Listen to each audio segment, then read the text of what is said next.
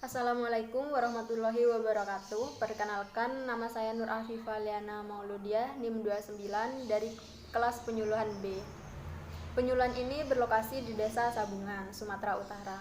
Diketahui bahwa kegiatan penyuluhan pertanian sudah sejak lama keberadaannya di daerah ini. Penyuluhan pertanian difokuskan kepada pertanian padi sawah yang berada di Desa Sabungan.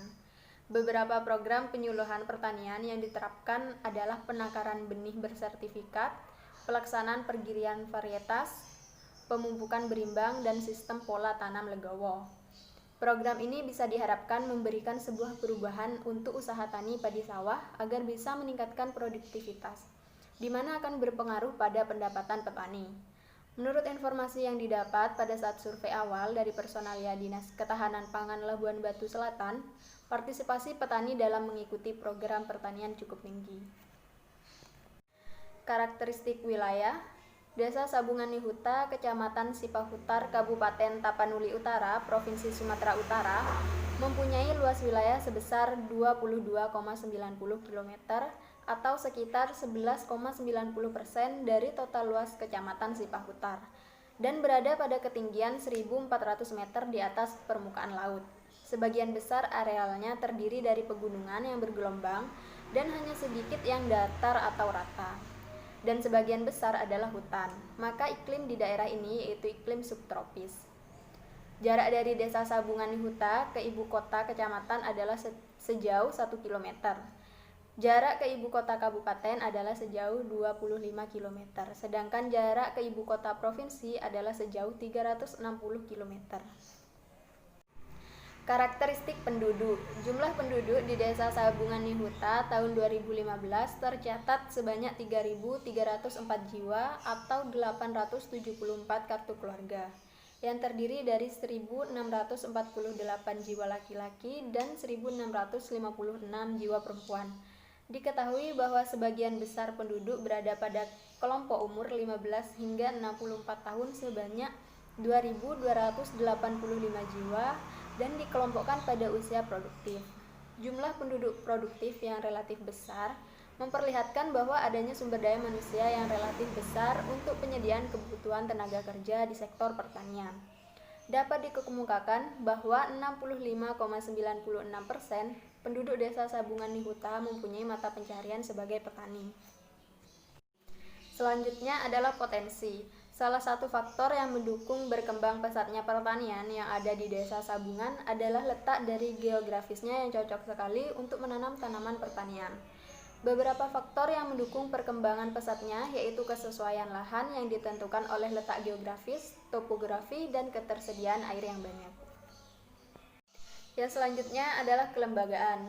Di Desa Sabungan Nihuta, Kecamatan Sipahutar, Kabupaten Tapanuli Utara, Provinsi Sumatera Utara, kelembagaan yang mendorong adanya sebuah penyuluhan adalah Dinas Ketahanan Pangan.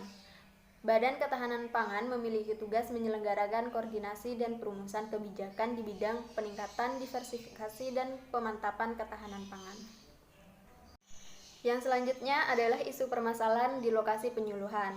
Terdapat masalah yang sering dihadapi petani, antara lain yang pertama, petani belum mengetahui manfaat benih bersertifikat dan mutu benih yang masih diragukan oleh petani.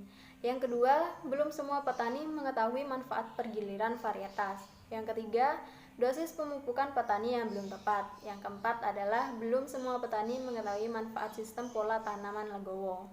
Yang kelima, sebagian besar petani belum mengetahui teknik pemberian air pada tanaman padi sawah. Yang keenam, jadwal tanam belum sepenuhnya dilaksanakan oleh petani. Dan yang terakhir adalah belum semua petani mengetahui manfaat pengapuran. Isu strategis di Desa Sabungan Nihuta, Kecamatan Sipahutar, Kabupaten Tapanuli Utara, Provinsi Sumatera Utara, yaitu dosis pemupukan yang dilakukan oleh sebagian besar petani belum tepat. Pemupukan merupakan cara yang paling tepat untuk menambah ketersediaan hara tanaman di dalam tanah. Meskipun tingkat keefektifan penyerapan unsur hara oleh tanaman bergantung pada beberapa faktor, diantaranya dosis pupuk dan tempat peletakan pupuk yang tepat. Untuk mencapai efisiensi pemupukan adalah dengan pemberian pupuk secara berimbang dan pengaturan jarak tanam. Kegiatan pelaksanaan penyuluhan yang pertama adalah pemberian materi menggunakan metode Demplot. Yang pertama, memberi materi penyuluhan tentang manfaat benih berlabel dengan metode Demplot yang dilaksanakan pada bulan Januari 2021. Yang kedua adalah memberi materi penyuluhan tentang varietas atau jenis benih anjuran dengan metode Demplot, dilaksanakan pada bulan Januari tahun 2021. Yang ketiga adalah memberi materi penyuluhan tentang manfaat pemupukan berimbang dengan metode Demplot yang dilaksanakan pada bulan Februari 2021. Yang keempat adalah memberi materi penyuluhan tentang manfaat sistem pola tanaman legowo dengan metode Demplot yang dilakukan pada bulan Februari tahun 2021. Yang kelima adalah memberi materi penyuluhan tentang metode intermittent dengan metode Demplot yang dilaksanakan pada bulan Maret tahun 2021. Yang keenam adalah memberi materi penyuluhan tentang manfaat pola tanam dan tertib tanam dengan metode Demplot yang dilaksanakan pada bulan Maret tahun 2021. Yang terakhir adalah memberi materi penyuluhan tentang manfaat pengapuran dengan metode Demplot yang dilaksanakan pada bulan April tahun 2021. Lalu yang kedua, memberikan dorongan motivasi kepada petani dengan cara membentuk forum diskusi tentang penerapan teknologi pada usaha tani yang dilaksanakan pada bulan April tahun 2021.